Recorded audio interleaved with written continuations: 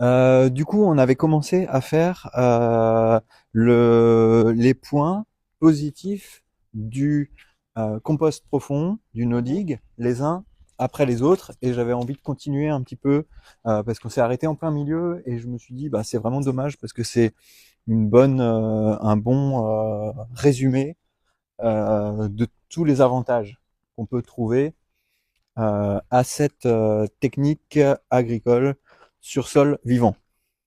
Et du coup, on était un peu au milieu de quelque chose quand on s'est arrêté. On parlait du bénéfice écologique de l'apport en carbone de ce système, puisqu'on ajoute tous les ans du compost, on en ajoute énormément au début, et puis après, tous les ans, on en ramène. Et du coup, on stocke énormément de carbone. J'ai demandé hier à ChatGPT, je ne sais pas exactement comment il a fait le calcul, mais je lui ai demandé de me donner un équivalent si on a un jardin de 3000 mètres carrés, qui à mon avis permet, en gros 3000 mètres carrés permettent à un jardinier de gagner 3000 euros par mois pendant un an, toute l'année, net. C'est mon point de repère. Euh, combien, ah, quel est l'équivalent énergétique en nombre de Strasbourgeois par dépense énergétique moyenne. Et alors, il m'a dit que selon lui, ça correspondait à peu près à la dépense énergétique de 10 Strasbourgeois, de 10 personnes à Strasbourg, tous les ans.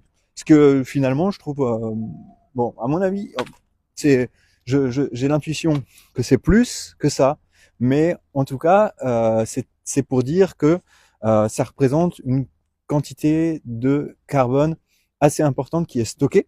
Mais on s'était arrêté là. On avait parlé de la question de la provenance du carbone, et là, je trouvais que c'était assez positif, quelle que soit la provenance du carbone, du compost.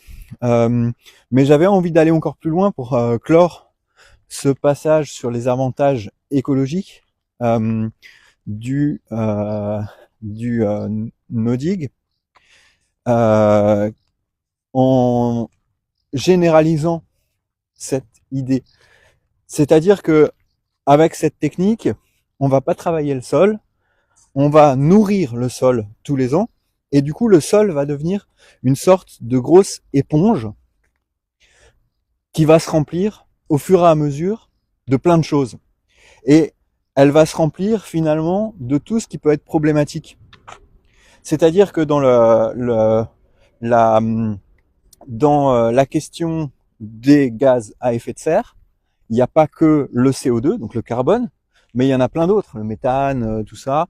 Et en fait, quand on regarde les choses de près, quand on met du carbone, quand on met du compost sur le sol, non seulement on stocke ce carbone, en le mettant, en l'intégrant dans le sol, juste en le posant comme ça, en faisant une couche, mais en favorisant la vie du sol et en créant un système dans lequel il y a une vie du sol qui est très présente, où il y en a vraiment beaucoup,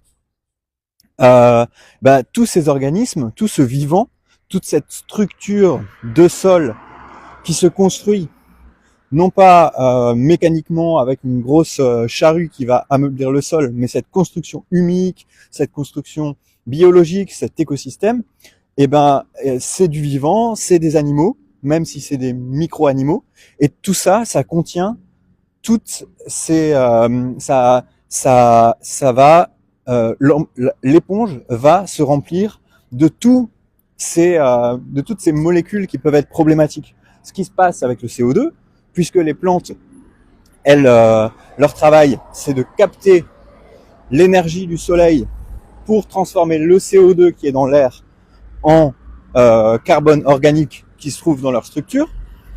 Ça se passe aussi à l'échelle de la microfaune, où toute cette organisation biologique, elle va capter tout le reste, tous les autres trucs qui sont problématiques dans l'air. Et du coup, on a encore un avantage. Et là où c'est peut-être le plus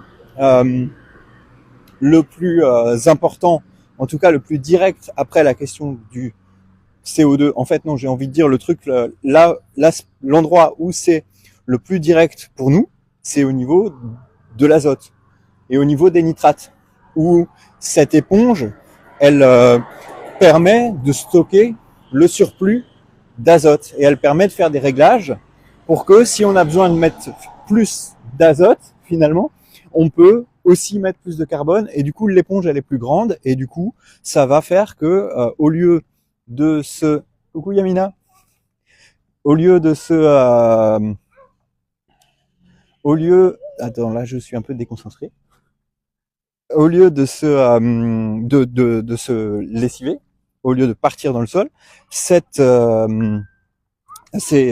nitrates, cet azote, ces nitrites, tout ça, vont aller dans cette éponge. Et donc, même si la plante ne peut pas utiliser tout l'azote qu'on lui donne, ça va rester dans le sol et ça va pas partir plus bas, ça va rester dans cette éponge. Voilà. Donc là, on a un énorme bénéfice écologique avec cette technique-là. Voilà. Voilà pour clore un petit peu le domaine des avantages écologiques.